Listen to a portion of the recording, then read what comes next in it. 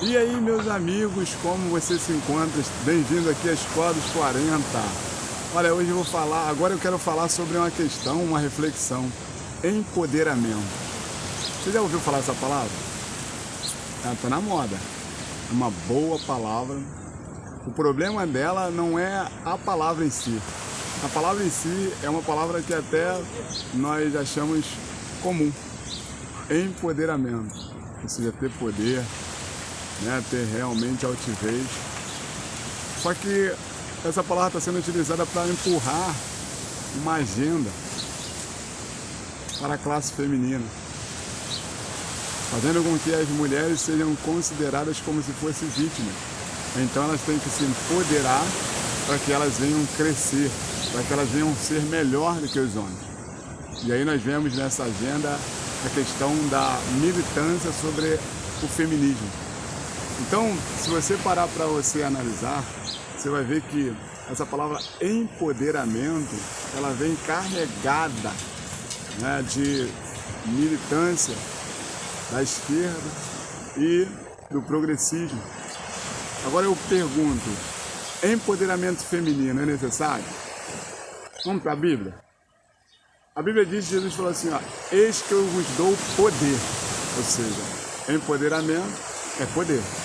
Então Jesus deu poder. Alguns dizem que Jesus era machista. Vamos ver? Primeiro, a Bíblia diz que Deus criou o homem. Um homem insatisfeito, porque estava só. Deus viu que o homem estava só. Não é nem que ele estava insatisfeito. E a Bíblia diz que fez uma mulher. Porque para satisfazer, não os desejos do homem, mas trazer alegria e equilíbrio, é a mulher que é fundamental. Quando Jesus vinha a nascer, a Bíblia diz que o anjo Gabriel foi na casa de Maria e chegou e falou, Maria, você será abençoada. O Espírito Santo te envolverá e te dará a luz a um filho.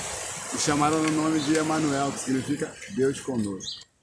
Ou seja, o plano de Deus para as mulheres sempre foi colocar elas num patamar, as mulheres num patamar realmente de consideração e elevado. Um patamar que mostra que as mulheres realmente têm um destaque para Deus. Fora outras questões, a Bíblia diz que as Marias seguiam Jesus.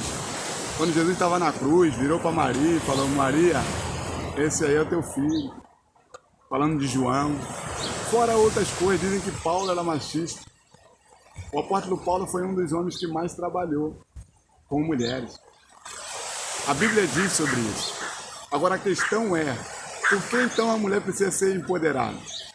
Na verdade, não é a vontade dos que militam nessa questão, que empurram essa agenda feminista, que as mulheres sejam empoderadas. Tanto é que, se fosse assim, as mulheres verdadeiramente teriam um reconhecimento diante dessas pessoas. Mas é porque, na verdade, eles precisam empurrar a narrativa que alguém está sendo discriminado por outro para dividir. E aí, automaticamente, muitas das pessoas, no tempo que vivemos, elas acabam se vitimizando.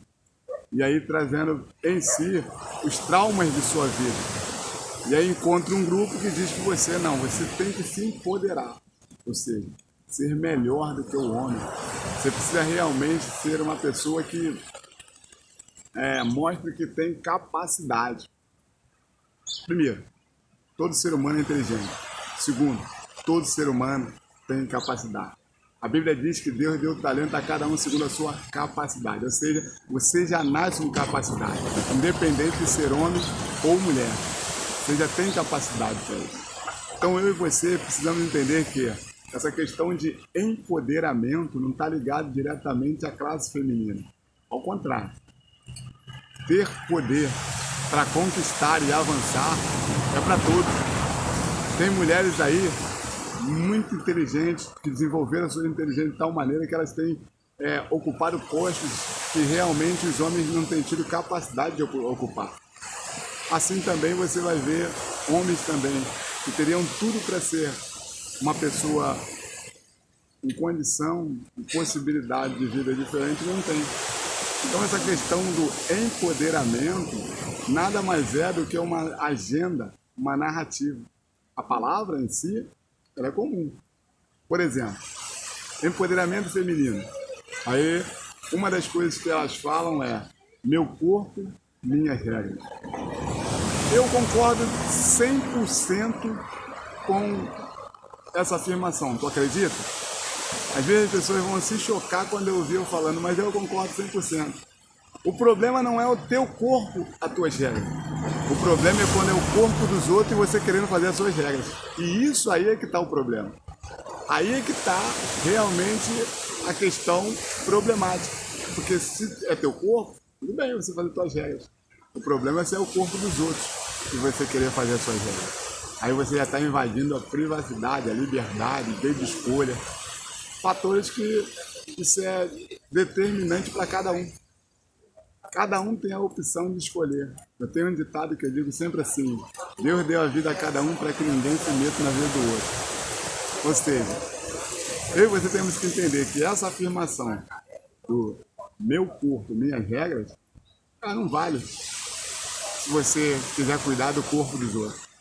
Já a militância esquerdista, o ativismo gay ou o feminismo, eles querem ditar regras para os outros.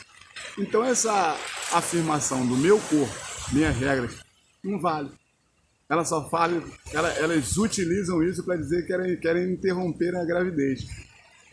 Quer dizer, para certos termos, essa regra vale, a frase vale. Mas na essência, que é a frase meu corpo, as minhas regras, está no singular meu, minha. Entendeu? Então não vem com essa questão de avançar com essa agenda para qualquer um. Faça a sua, seja assim empoderado, querido. Homem e mulher, tenha poder. Jesus falou, eis que eu te dou poder. Então, isso é realmente, todos nós podemos ter. Não abra mão de ter poder, mas não seja manipulado por pessoas, circunstâncias ou grupos. Que Deus te abençoe, que Deus te fortaleça, que Deus te dê graça, que a boa mão de Deus esteja sobre você.